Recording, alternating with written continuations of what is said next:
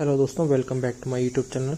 तो आज हम बात करते हैं न्यू वैकेंसी के बारे में, जो कि है Himachal Pradesh state electricity board की ओर से।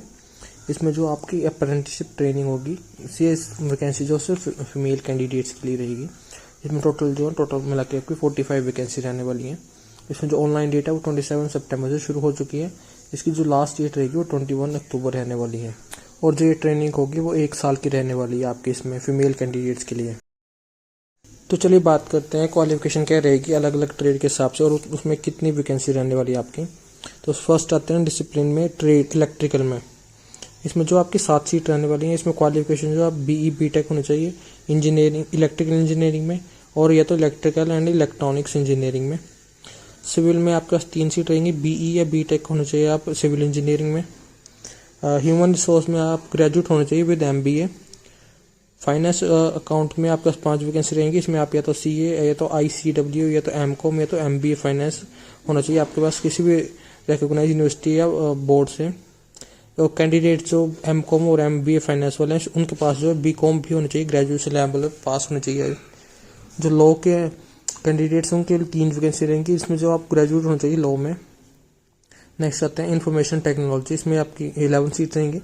इसमें बीई या तो बीटेक होना चाहिए कंप्यूटर इंजीनियरिंग में, या तो कंप्यूटर साइंस में, तो इंफॉर्मेशन टेक्नोलॉजी में, या तो एमसीए या तो बीई या तो बीटेक इन यानी ब्रांच विद आपके पास 1 ईयर का पीजी डिप्लोमा भी होना चाहिए इन कंप्यूटर साइंस में। नेक्स्ट आते हैं मैनेजमेंट स्टडीज़ में। इसमें आपकी 6 वैकेंसी रहेंगी। इसमें जो आपके पास बीबीए होनी चाहिए तो बीएमएस या तो बीकॉम होनी चाहिए किसी भी रिकॉग्नाइज यूनिवर्सिटी या इंस्टीट्यूट ऑफ इंडिया से। 8th आती है इन्वायरमेंटल एंड सोशल साइंस। इसमें जो आप बीई या तो बीटेक इन इन्वायरमेंटल इंजीनियरिंग या तो इन्वायरमेंटल साइंस, और या तो आप BE BTech in any branch with PG diploma आपके पास होना चाहिए, या तो डिप्लोमा इन इन्वायरमेंटल इंजीनियरिंग में होना चाहिए, तो साइंस डिप्लोमा रिकॉग्नाइज यूनिवर्सिटी और इंस्टीट्यूट ऑफ इंडिया से होना चाहिए। नेक्स्ट आते हैं 9th जो हाइड्रो इंजीनियरिंग। इसमें 4 वैकेंसी रहेंगी। इसमें जो आप बीई या बीटेक होना चाहिए in civil engineering with water resources specialisation होनी चाहिए, और आपको जो या तो बीई और बीटेक होना चाहिए इन इलेक्ट्रिकल और इलेक्ट्रॉनिक्स एंड इलेक्ट्रॉनिक्स, और या तो मैकेनिकल इंजीनियरिंग प्लस जो आपके पास पीजी डिग्री होनी चाहिए, या तो diploma in hydro power engineering होना चाहिए किसी भी रिकॉग्नाइज्ड यूनिवर्सिटी या इंस्टीट्यूट ऑफ इंडिया से। डिजायरेबल में आपके पास जो नॉलेज होना चाहिए कस्टम मैनर्स और डायलेक्ट का हिमाचल प्रदेश के। इसमें टोटल मिला के जो आपकी 45 वैकेंसी रहेंगी इसकी।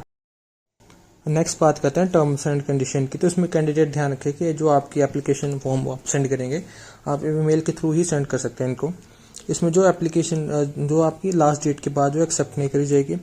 इसमें जो एज लिमिट रहने वाली है आपकी वो मिनिमम 18 ईयर रहेगी, मैक्सिमम आपकी 30 ईयर रहने वाली है। रिलैक्सेशन जो SC ST OBC non criminal layer के लिए और PWD और PAF के लिए जो है 5 ईयर रहने वाली। इसमें स्टाइपेंड इसमें आपको 9000 पर मंथ मिलेगी, और इसके अलावा जो कोई भी अकोमोडेशन का जो आपको प्रोवाइड नहीं करा जाएगा ट्रेनी को इसमें। और अपार्ट फ्रॉम दिस जो भी है स्टाइफंड के अलावा भी जो आपको मॉनिटरी और नॉन मॉनिटरी बेनिफिट भी नहीं दिए जाएंगे, जैसे कि HRA या मेडिकल फैसिलिटी वगैरह कोई भी नहीं दी जाएगी।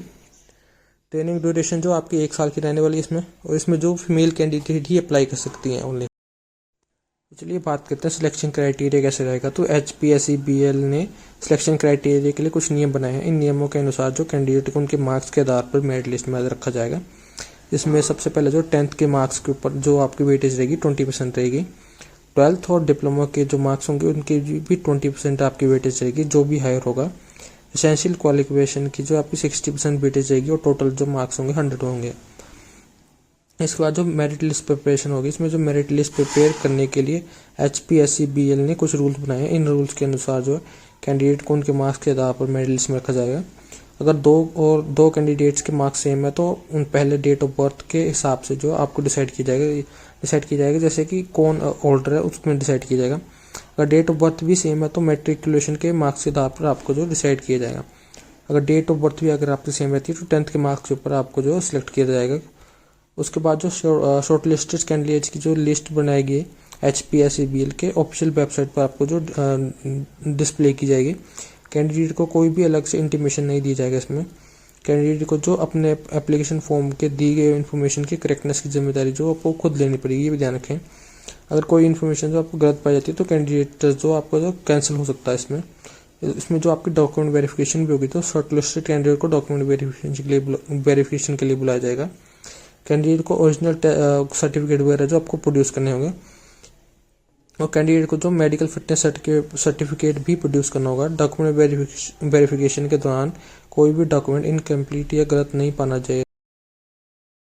तो कैंडिडेट ध्यान रखिए कि इसका जो आपको एप्लीकेशन फॉर्म है आप इनकी वेबसाइट से डाउनलोड कर सकते हैं। इसमें वेबसाइट भी दी गई है, और इसमें जो एप्लीकेशन फॉर्म को डाउनलोड करने के बाद उसे अच्छे से भर लें। और इसमें कुछ इंपॉर्टेंट इंस्ट्रक्शंस है, जैसे कि प्रिस्क्राइब फॉर्मेट में ही अपना एप्लीकेशन फॉर्म को भरना है। एप्लीकेंट का जो नेम होगा वो 10th के बेसिस सर्टिफिकेट के बेसिस के ऊपर जो आपको लिखना पड़ेगा। इनकम्प्लीट एप्लीकेशन जो है वो सीधी रिजेक्ट कर दी जाएगी। और कैंडिडेट को जो अपनी एलिजिबिलिटी को इंश्योर करना होगा, वरना एप्लीकेशन जो रिजेक्ट हो सकता है। इसमें भी आपका अप्लाई कैसे करें, इसमें जो एलिजिबल कैंडिडेट है अपने एप्लीकेशन फॉर्म स्कैन करके ईमेल एड्रेस पर भेजें। ईमेल एड्रेस भी यहाँ पर नीचे दी गई है, देख ले सकते हैं आप, जैसे कि apprenticeship@hpscb.in ये आपकी रहेगी। एप्लीकेशन फॉर्म जो आप 21 अक्टूबर से पहले जो आप सबमिट कर दें, और कोई भी दूसरा जो मोड ऑफ एप्लीकेशन एक्सेप्ट नहीं करा जाएगा, सिर्फ ईमेल के थ्रू ही आपकी जो आप ये जो एप्लीकेशन फॉर्म सेंड कर सकते हैं। और कैंडिडेट कुछ इंपॉर्टेंट बातें अपने ध्यान में रखेगा कि एप्लीकेशन फॉर्म को आप ध्यान से भरें, और जो भी अपने डॉक्यूमेंट है उनको सही से अटैच करें आप इसके साथ। और एप्लीकेशन जो है को सबमिट करने से पहले अपनी एलिजिबिलिटी को जो इंश्योर कर लें आप। तो आज के लिए सिर्फ इतना ही। धन्यवाद।